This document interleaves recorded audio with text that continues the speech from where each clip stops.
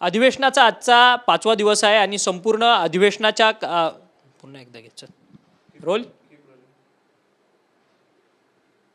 आज दोन्ही सभागृहांमध्ये आंतरराष्ट्रीय बाजारपेठ खरं तर मुंबईच्या नजीकच्या भागामध्ये तयार करण्यात यावी या सगळ्या संदर्भातलं विधेयक जे आहे ते मंजूर करण्यात आलेलं आहे.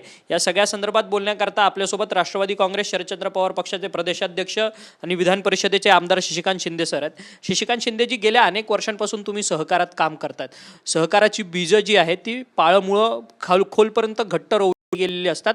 त्यामुळे खरं तर सगळ्यांना फायदा टोकापर्यंतचा लोकांच्या टोकापर्यंतचा फायदा हा या सहकारातून लोकांना होत असतो.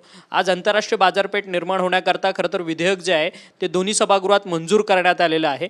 कशा पद्धतीने हे आंतरराष्ट्रीय बाजारपेठ होणार आहे आणि त्याला तुमचा विरोध आहे की समर्थन आहे, काय? नाही, मी आपल्याला सांगू इच्छितो, राष्ट्रीय बाजारपेठ अशा प्रकारचं त्या ठिकाणी नाव देऊन एक कायदा करण्यात आलेला आहे. आता राष्ट्रीय बाजार समितीचा हा कायदा करत असताना माझं एकच विनंती होती, त्यामध्ये तुम्हाला कल्पना नसेल पण पुण्यामध्ये संपूर्ण महाराष्ट्रातल्या व्यापाऱ्यांची एक बैठक झाली. त्यांनी आंदोलनाची भूमिका घेतली. परिणाम होणार आहे, माथाडी असेल, व्यापारी असेल, शेतकरी असेल, या सगळ्यांना अडचण होईल अशा प्रकारचा निर्णय घेतला. त्याने खाजगीमध्ये आमचं म्हणणं होतं की राष्ट्रीय बाजारपेठेचा दर्जा देण्याच्या बाबतीमधलं आमचं काही म्हणणं नाही, परंतु ती इलेक्टेड मेरिट व्हावी. म्हणजे तिथले व्यापारी प्रतिनिधी, माथाडी कामगार तर काढून टाकला, माथाडी कामगार प्रतिनिधी असेल, शेतकरी प्रतिनिधी असेल, हे लोकांनी निवडून द्या. लोकांनी निवडून देण्याच्या ऐवजी त्यांनी तिथे नॉमिनेट बॉडी करायची, म्हणजे हा सरळ असलेल्या लोकशाहीचा खून आहे. आणि त्याचबरोबर राष्ट्रीय बाजार समिती करताना मूळ बाजार समितीला धक्का लागणार नाही याच्याबद्दलची ग्वाही देणं गरजेचं आहे. अगोदरच मॉडेल ॲक्टमुळे अख्खी बाजार समितीचं अस्तित्व संपायला आलेलं आहे. मोठमोठ्या बाजार समित्या संपायला लागल्या आहेत. बाजाराच्या बाहेरच आता तशा प्रकारचा व्यवसाय होतो आहे. ती नाराजगी आहे. आणि परत आता ही राष्ट्रीय बाजार समितीचा एक संकल्पना आली.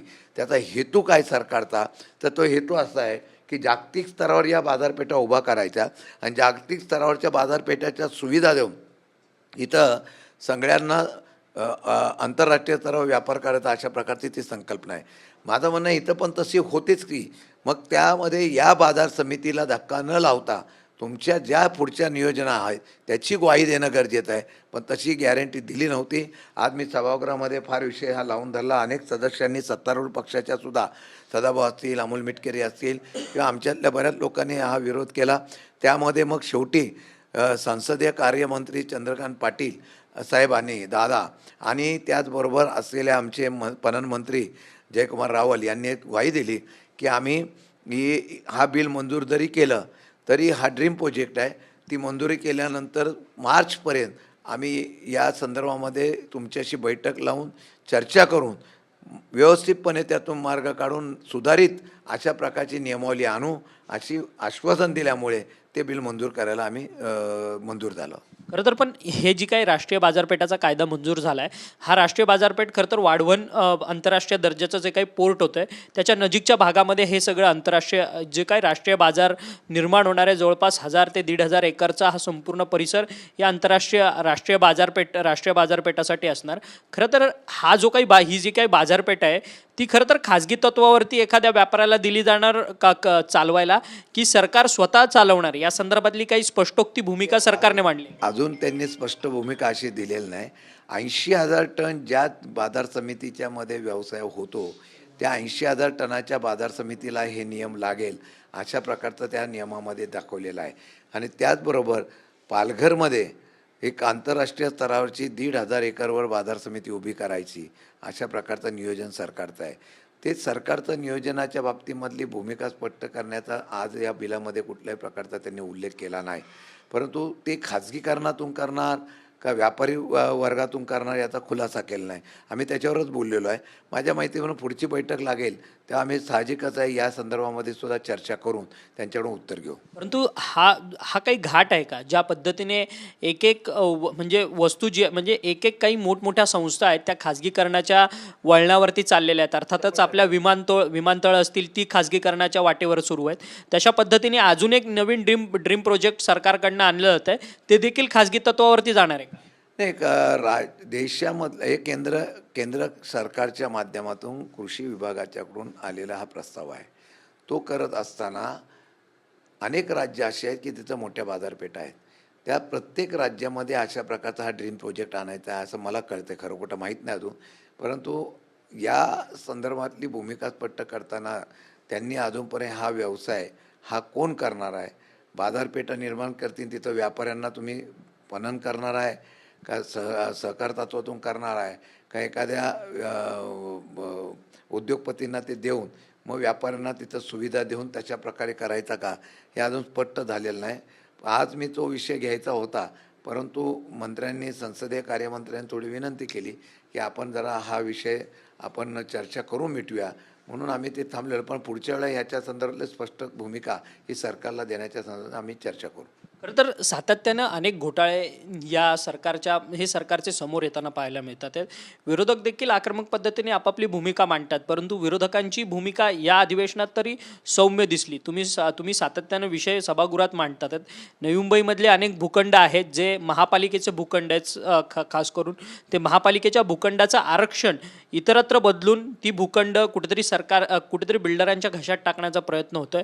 असे एकूण किती भूखंड आहेत आणि किती कोटींचा महसूल लॉसेस हा नवी मुंबई महानगरपालिकेला झाला आणि राज्याला झाला, काय आकडेवारी सकट माहिती आहे? मी आपल्याला सांगू इच्छितो की आम्ही सभागृहाच्या बाहेर पहिल्या दिवशी शेतकऱ्यांच्या विदर्भाच्या कापसाचं आंदोलन केलं. पायरीवर आंदोलन न करता आम्ही सभागृहात आवाज उठवतोय, वेगवेगळ्या प्रकारचे भ्रष्टाचार काढतोय. आजही या अंतिम आठवडा प्रस्तावाच्या माध्यमातून आम्ही चर्चा करत असताना मागच्या वेळेला ज्या वेळेला आम्ही मोर्चे काढले होते त्यावेळेला नवी मुंबईच्या अनेक नागरिकांनी जे भूखंड मैदानं पोलिसांच्या याच्यासाठी वगैरे आरक्षित केली होती ती भूखंड भूखंड एका विकासकाला, गामी म्हणून विकासक आहे त्याला देण्याच्या बाबतीत मला निर्णय सरकारच्या वतीने घेण्यात आला. खरं म्हटलं तर रिझर्वेशन महानगरपालिकेने टाकलं. आम्ही महानगरपालिकेला विचारल्यानंतर त्यांनी सांगितलं आम्ही रिझर्वेशन टाकलं, हे उचलता येत नाही, अशा प्रकारची भूमिका महानगरपालिकेने घेतली. सिडकोने असं म्हणणं झालं प्लॉट आमचा आहे, त्याचा महानगरपालिकेचा अधिकार नाही. पण माझ्या माहितीप्रमाणे जर तिथल्या असलेल्या नागरी सुविधा देणारी जी संस्था आहे त्या महानगरपालिकेला रिझर्वेशन टाकायचा अधिकार आहे. सिडकोने ते जुमानलं नाही आणि परस्पर या खाजगी विकासकाला हा अशा प्रकारचा भूखंड देण्यात आला आहे, त्याच्यावर आम्ही हरकत घेतली. एवढंच नव्हे तर 20% लाभ घेऊन ज्या अनेक बिल्डरनी जी घरं गरिबांसाठी रिझर्वेशन करायची, जसा म्हाडाचा नियम आहे तशा प्रकारे करायची बाबतीमधला निर्णय होता. सिडकोला तशा पद्धतीने डेव्हलपमेंट करताना सिडकोने महानगरपालिकेला कळवतं आहे, महानगरपालिका सिडको ढकलतं आहे. पण ते सुद्धा 10-15 बिल्डरनी ते जमीन त्या ठिकाणी लोकांना, गरिबांना घरं रिझर्वेशनची दिली नाहीत आणि त्यातून मोकळीक घेऊन त्यांनी स्वतःचा विकास करून बिल्डिंग बांधल्या आहेत. खरं तर पण ही सगळी आकडेवारी कितीपर्यंत जाते? हा किती हजार कोटींचा कोट्यावधी रुपयाचा हा भ्रष्टाचार आहे. आम्ही आज सभागृहात मांडलं आहे, उत्तर नाही दिलं तर या बाबतीमध्ये 100% नवी मुंबईमध्ये आम्ही सगळेजण त्याच्याविरुद्ध आवाज उठवू. तर या पाठी कोण आहे? कारण की जर एखाद्या महानगरपालिकेमधलं आरक्षण बदलायचं असेल तर ते खरं तर नगरविकास खात्यातूून बदललं जातं आणि नगरविकास खात्यातून त्याला मंजुरी मिळवावी लागते. सध्या नगरविकास खात्याचे मंत्री म्हणून राज्याचे उपमुख्यमंत्री एकनाथ शिंदे कार्यरत आहेत. त्यांच्याकडनंच थेट अशा प्रकारचा घोळ होतोय का? नाही, हे आता अधिकाऱ्यांनी आम्हाला खुलासा करावा. कोणाच्या आदेशाने झालं का स्वतः त्यांनी केलेलं आहे. अधिकारी एवढं धाडस करतो की जे रिझर्वेशन टाकलेलं आहे कोणाची न जुमानता निर्णय घेत असेल, अधिकारी एवढा धाडस करतो की गरिबांच्यासाठी राखीव केलेली घरं, आताच उपमुख्यमंत्र्यांनी सभागृहामध्ये सांगितलं गरिबांसाठी आम्ही वेगळ्या प्रकारची योजना आणतो, आहे त्या योजनामधली घरं पळवत असतील तर बिल्डर लोक, तर त्या अधिकाऱ्यावर कारवाई केली पाहिजे. परंतु सह्या तर मंत्र्या करतात ना त्या फाईलवरती. एखादं आरक्षण बदलायचं असेल त्यांनी त्याच्यावर आरक्षण बदलण्याच्या संदर्भातला निर्णय हा सिडकोच्या असलेल्या बैठकीमध्ये झाला असं मला कळतं आहे. त्यामुळे त्या ठिकाणचे असलेले MD असेल किंवा त्यावेळेचे ज्या लोकांनी निर्णय घेतला ते जबाबदार आहे असं माझं मत आहे. खरं तर सातत्यानं हे झाले सगळे भ्रष्टाचाराचे विषय. राजकीय विषय आहे की आगामी महानगरपालिकेच्या निवडणुका आहेत. खरं तर तुम्ही पक्षाचे प्रदेशाध्यक्ष आहात, राष्ट्रवादी काँग्रेस शरदचंद्र पवार पक्षाचे. पुढची रणनीती काय असणार आहे? सातत्यानं स्थानिक स्वराज्य संस्थांच्या निवडणुका झाल्या, त्या स्थानिक स्वराज्य संस्थांच्या निवडणुकांमध्ये भाजप आणि शिवसेना यांच्या दोघातच हा संपूर्ण कलगीतुरा रंगलेला पाहायला मिळाला. तुमच्या पक्षाचं अस्तित्व कुठे आहे आणि येणारी महानगरपालिकेची निवडणूक तुम्ही कशा पद्धतीने लढणार आहात आणि काय रणनीती आहे? काय आहे, राजकारणामध्ये आता जे बोललं जातं त्याच्या उलटं समजावं असं मला वाटायला लागलेलं आहे. तुम्ही बघा, निवडणुकीच्या अगोदर इतके मोठे एकमेकावर आरोप झाले, कारण आपल्या मताचं विभाजन होऊ नये, सगळे एकत्र आल्यानंतर नाराज असलेली जनता विरोधी पक्षाकडे जाऊ नये अशी एक रणनीती आहे का? निवडणूक झाल्यानंतर सगळे एकत्र झालं, परत दोन्ही पक्ष एकत्र बसले आणि ठरवलं की आता पुढच्या निवडणुका महायुती म्हणून आम्ही सगळीकडे लढवणार आहोत. जनतेला एवढं अशा प्रकारचं फसवण्याचं काम होत असेल तर आता जनतेने विचार करावा. आता महायुती म्हणून लढतं, मग अगोदर एकमेकावर आरोप कशाला केले? अगदी टोकाला ताणलं गेलं, अशा प्रकारचं भासवण्याचा प्रयत्न केला. मला त्यावेळेला पण वाटलं होतं ही एक वेगळ्या प्रकारची स्ट्रॅटजी असू शकते, जेणेकरून सरकारमधल्या असलेल्या पक्षाची नाराजगी ही विरोधकांना भेटू नये म्हणून मग आपणच एकमेकांच्या विरोधामध्ये बोलून त्या मताचा फायदा केला जातो का, अशी एक राजकारणाची रणनीती असू शकते. मला वाटतं की आत्ताची आमची रणनीती एवढीच असली की आमच्या मताची विभाजन होता या लोकांना अडवण्याचा प्रयत्न करणे एक. परंतु सध्या बघितल्यानंतर निवडणुका आता लोकशाहीच्या माध्यम होतात असा याच्यावर विश्वास कोणत्याही जनतेचा सुद्धा राहिलेला नाही. सत्ता आणि पैसा याच्यातून प्रचंड प्रमाणामध्ये त्याचा गैरवापर होतो आहे आणि त्याची प्रचिती निवडणुकीला पाहायला मिळाली. उद्यासुद्धा अशा प्रकारच्या निवडणुका राहिल्या. निवडणूक आयोगच आहे कुठं हा प्रश्न आहे.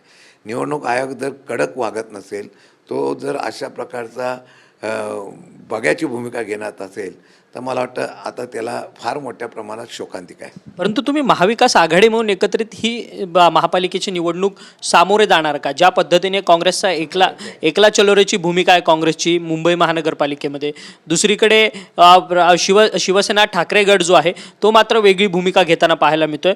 अशातच ही सगळी तुमची महाविकास आघाडीची मोड जी आहे ती एकत्रितपणे महापालिकेच्या निवडणुकीत बघायला मिळेल. आम्ही ती भूमिका घेणार आहोत, त्या भूमिकेशी आम्ही ठाम आहोत. महाविकास आघाडी म्हणून आम्ही एकत्र लढायची चर्चा चालू आहे. त्यात कुठे पुढे काय काय घटना घडतील, कोण काय भूमिका घेईन त्याच्यावर आम्ही त्यावेळेला निर्णय घेऊन टाकू. आत्ता तर महाविकास आघाडी म्हणून आमच्या सर्वांच्या चर्चा चालू आहे. खरं तर एक शेवटचाच प्रश्न, पार्थ पवार यांचा जमीन अमेडिया कंपनीकडनं जो काही जमीन गैरव्यवहार प्रकरण आहे त्या सगळ्या संदर्भात विरोधक मात्र मौन आहेत. विरोधकांकडनं एकही शब्द जो आहे तो सभागृहात किंवा सभागृहाच्या बाहेर बोलताना पाहायला मिळालेला नाही. काही स्पेसिफिक सदस्यांनीच हा मुद्दा जो आहे तो काहीसा 2-4 मिनिटापुरता हा सभागृहात हा विषय मांडला गेला. इतकं मोठं हा विषय असताना विरोधक कुठे फेल झालेत हा मुद्दा घ्यायला? नाही, विरोधक फेल झालेला नाही आहे. आमचं तर म्हणणं आहे की आमचं काम विरोधकांचं सत्तारूढ पक्षातले लोक करत आहेत. आता सत्तारूढ पक्षाच्या लोकांनी जो हा विषय घेतलेला आहे, माझं आता स्पष्ट शब्दात म्हणणं आहे की या प्रकरणामध्ये जी काही घटना घडलेली आहे याच्यावर बरीच चर्चा झालेली आहे, सभागृहात पण झाली आहे. आता राज्य सरकारच्या वतीने उत्तर काय ते आम्हाला बघायचं आहे. परंतु आज अजित पवार खरं तर पत्रकारांशी अनौपचारिक गप्पांमध्ये बोलत होते. जर हा आर्थिक गैरव्यवहार किंवा जमीनच्या संदर्भातला गैरव्यवहार होता आणि हे अधिकाऱ्यांपर्यंत आलेलं तर अधिकाऱ्यांनी त्यावेळेसच या सगळ्या संपूर्ण प्रक्रियेला रोखलं पाहिजे होतं असं मत अजित पवारांनी व्यक्त केलंय. या वक्तव्याकडे कसं पाहता? नाही, एक तर गोष्ट खरी आहे की नगरविकास खात्याचा जरी विषय असला की कुठला महसूल विभागाचा जमिनीशी निगडीत प्रश्न येतो. महसूल विभागाने याच्यावर त्याच वेळेला जर हस्तक्षेप केला असतं ते झालं नसतं, त्यांच्या बोलण्यामध्ये तथ्य आहे. परंतु महसूल विभागाला कोणी या संदर्भात कारवाई करायला थांबवलं का, काय झालं याचा खुलासा राज्य सरकारच्या वतीने त्या मंत्र्यांनी मुख्यमंत्र्यांनी करणं गरजेचं आहे. मुख्यमंत्र्यांनी सांगितलं की याच्यामध्ये कोण असेल त्याला आम्ही निश्चितपणे चौकशी करू. आता त्यांचं उत्तर काय ते बघायला पाहिजे आम्हाला. एक शेवटचाच प्रश्न जाता खरं तर जवार संपूर्ण बांधकाम खातं आहे, जवारचं PWD सार्वजनिक बांधकाम, त्याच्यामधनं जवळपास ठेकेदारांचे जे काही पैसे होते म्हणजे जे काही संचित रक्कम होती ती 111 कोटी संचित रक्कम जी आहे ती खोट्या सह्यांद्वारे काढण्याचा प्रयत्न होत होता. त्या सगळ्या संदर्भात आता गुन्हा देखील दाखल झाला, अटक देखील झाली. एवढी हिंमत होते कशी? कारण तर 111 कोटी रुपयांची ही रक्कम आहे. मागे सुद्धा बांधकाम विभागातल्या लोकांनी मंत्रालयातल्या कामाचं सुद्धा बोगस बिल काढलेलं काय जिवंत ताजं उदाहरण आहे. अरे मंत्रालयामधलं बिल काढायला कोण घाबरत नाही. मंत्र्यांच्या बंगल्यांचे खोटी बिल काढायला कोण घाबरत नाही, तर 118 कोटी काढायला काय त्यांना भीती वाटते? असं आहे की सध्या कायद्याचा धाक राहिलेला नाही, कायद्याची भीती नाही, फक्त हा धाक विरोधकांना दाखवला जातो. माझं म्हणणं आहे सरकारने आता जरा ह्या सगळ्या यंत्रणा इथे तर नैतिकता उरली आहे सरकारमध्ये? अजिबात नाही. नैतिकता उरलेली नाही, भीतीवर आलेली नाही, आपलीच माणसं वरती आहे, अभय देणारी माणसं वरती आहे, ही भूमिका झाल्यामध्ये हे शासकीय अधिकारी आणि काही लोक अशा प्रकारचे फार मोठ्या प्रमाणात भ्रष्टाचार आहे. धन्यवाद, तुम्ही आमच्याशी इतकी सविस्तर चर्चा केली. खरं तर शशिकांत शिंदे होते, राष्ट्रवादी काँग्रेस शरदचंद्र पवार पक्षाचे प्रदेशाध्यक्ष आहेत.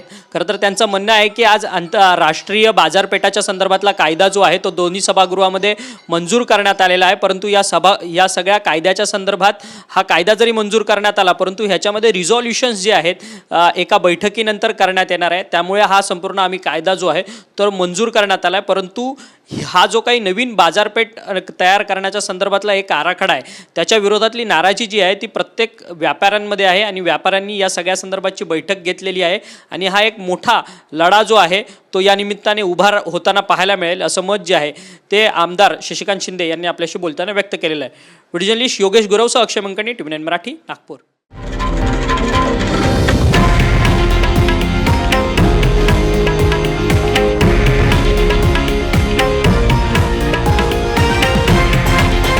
हे आहे देशातील नंबर 1 न्यूज नेटवर्क आणि आपण पाहत आहात TV9 मराठी, एकमेव.